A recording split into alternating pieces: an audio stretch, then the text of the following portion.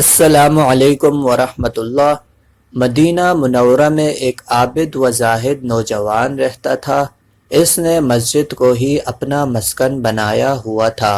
اکثر مسجد میں ہی رہتا تھا تاکہ صحابہ کرام رضی اللہ تعالی عنہ کی زبان سے تازہ تازہ احادیث کی سماعت نصیب ہو۔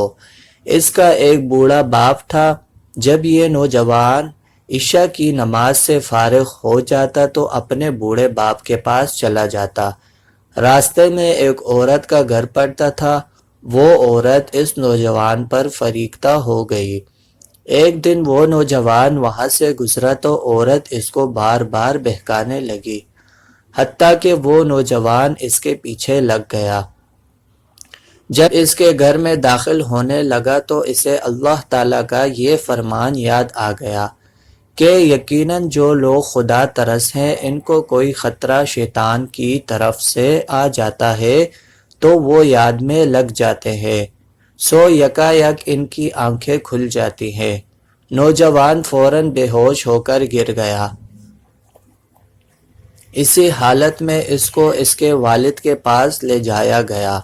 نوجوان اسی حالت بے ہوشی میں رہا حتیٰ کہ رات کا تہائی حصہ گزر گیا۔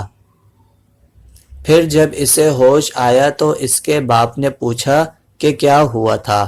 اس نوجوان نے سارا قصہ کہہ کر سنایا۔ باپ نے اس کو کہا، اے بیٹے، تو نے کون سی آیت پڑھی تھی؟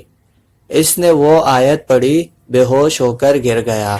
جب گھر کے تمام افراد اور آس پاس کے پڑوسی جمع ہوئے اور اس کو ہلایا تو دیکھا وہ مرا ہوا ہے۔ چنانچہ اس کو غسل دے کر رات کے وقت دفن کر دیا۔ صبح جب حضرت عمر رضی اللہ تعالی عنہ کو اس واقعے کی خبر پہنچی تو اس نے نوجوان کی قبر پر تشریف لے گئے اور چلا کر کہا، اے فلاں، جو شخص اپنے رب کے سامنے کھڑے ہونے سے ڈرتا ہے اس کے لیے 2 باغ ہیں۔ اس نوجوان نے قبر سے جواب دیا کہ اے عمر رضی اللہ تعالی عنہ، مجھے میرے رب نے جنت میں 2 باغ دے دیے ہیں۔ اس نے 2 مرتبہ یہ کہا۔